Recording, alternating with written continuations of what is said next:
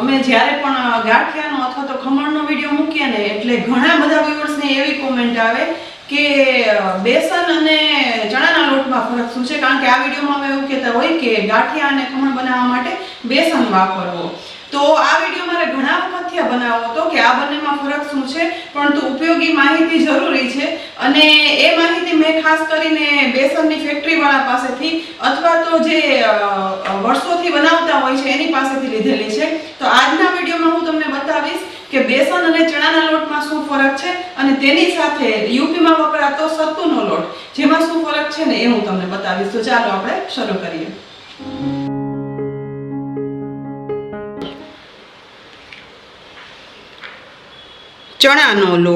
ચણાનો લોટ અમે નાના હતા ત્યારે ગાંઠિયા ભજીયામાં દરેકમાં ચણાની દાળ મમ્મી દળાવતા અને ચણાની દાળ દળાવી અને બનતો હતો ચણાનો લોટ, જે આવો થોડો ડાર્ક કલરનો હોય.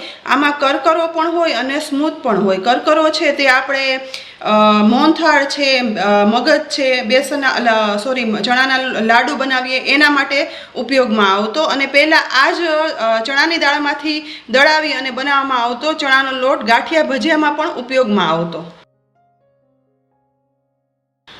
ચણાના લોટ પછી માર્કેટમાં મળવા લાગ્યું બેસન. ચણાના લોટના અને બેસનમાં તમે ફરક આમ જુઓ તો દેખી તો કાંઈ પણ નથી લાગતો. જો આ ચણાનો લોટ છે, આ છે બેસન, પેકેટમાં જે બેસન આવે એ બેસન છે.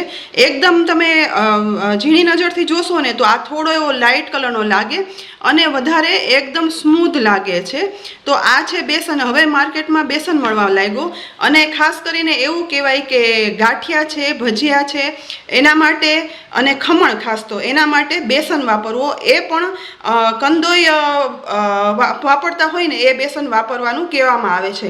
તો ચણાના લોટમાં અને બેસનમાં શું ફરક છે? તો ચણાનો લોટ છે એ આપણે ચણાની દાળમાંથી બનાવીએ છીએ, જે મેં તમને આગળ કર્યું. જ્યારે બેસન છે એ ચણાની દાળનો ઉપયોગ કરીને જ બનાવવામાં આવે છે, પરંતુ ફેક્ટરીવાળા પાસેથી મેં જાણકારી મેળવી, લગભગ બધા ફેક્ટરીવાળા એમ જ કહે છે કે ચણાની દાળમાં ફક્ત યુઝ કરીને જ બેસન બનાવવામાં આવે છે. પરંતુ થોડી અંદરની માહિતી મેળવી તો ત્યાં એવું કહેવામાં આવ્યું કે આ બેસન છે ને એની અંદર ક્યારેક છે આવા ચીકપીસ એટલે કે છોલે ચણા જે વધારે સ્ટીકી હોય છે એનો લોટ એને પીસી અને એને મિક્સ કરવામાં આવે છે, અથવા તો થોડા પ્રમાણમાં મિક્સ કરવામાં આવે છે મેંદો. કારણ કે મેંદાની તમે એક પ્રકૃતિ જુઓ તો મેંદામાંથી દરેક ફર્મેન્ટેશન વસ્તુ, જ્યારે કે કેક છે, બેકિંગ આઇટમ છે, એ બધી સરસ બને છે અને ફર્મેન્ટેશન થાય છે.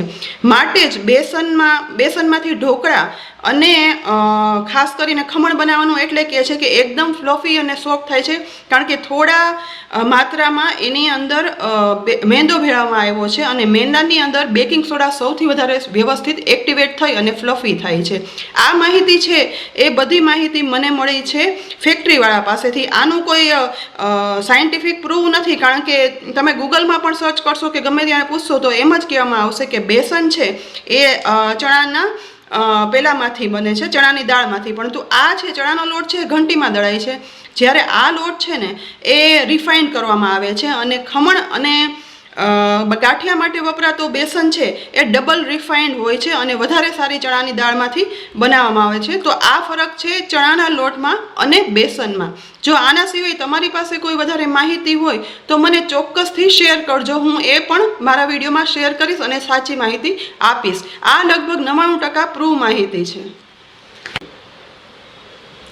ચણાનો લોટ, બેસન અને હવે આવે છે સત્તુ.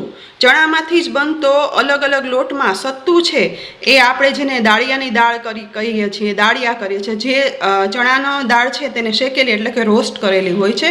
સત્તુ છે એનો લોટ આવો હોય છે જેનો કલરનો ડિફરન્સ તમને ખબર જ પડી જાય છે. એકદમ પ્રોટીનથી ભરપૂર. આમ તો બેસન અને ચણાનો લોટ પ્રોટીનથી ભરપૂર જ કહેવાય છે, પરંતુ આ એકદમ શક્તિદાયક છે. અહીં આપણે ગુજરાતમાં આનો ઉપયોગ ઓછો થાય છે, પરંતુ ઉત્તર પ્રદેશ, મધ્યપ્રદેશ એ બધી સાઈડ છે ત્યાં સત્તુના પરોઠા, સત્તુની લીટી ચોખા, આ બધી વસ્તુઓ, સત્તુ ડ્રિંક બનતા હોય છે અને ખૂબ જ શક્તિનો ભંડાર કહેવામાં આવે છે.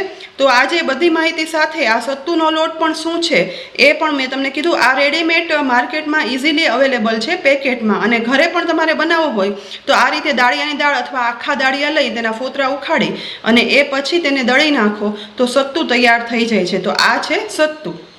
તો આજના વિડીયોમાં આપણે જાણ્યું કે બેસન અને ચણાના લોટમાં શું ફરક છે, સાથે સત્તુ વિશે પણ જાણ્યું.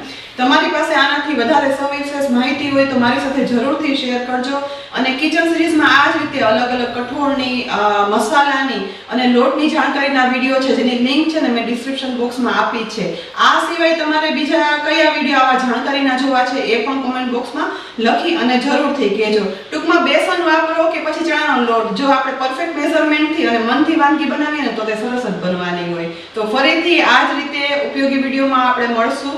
એ સિવાય રેગ્યુલર વિડીયો આવતા જ હોય છે, તો અમારી કિચન સિરીઝ જરૂરથી સબસ્ક્રાઇબ કરી લેજો અને અમારા ફેસબુક પેજને પણ લાઈક કરી અને ફોલો કરજો. આવતીકાલે ફરી મળશું, ત્યાં સુધી આવજો.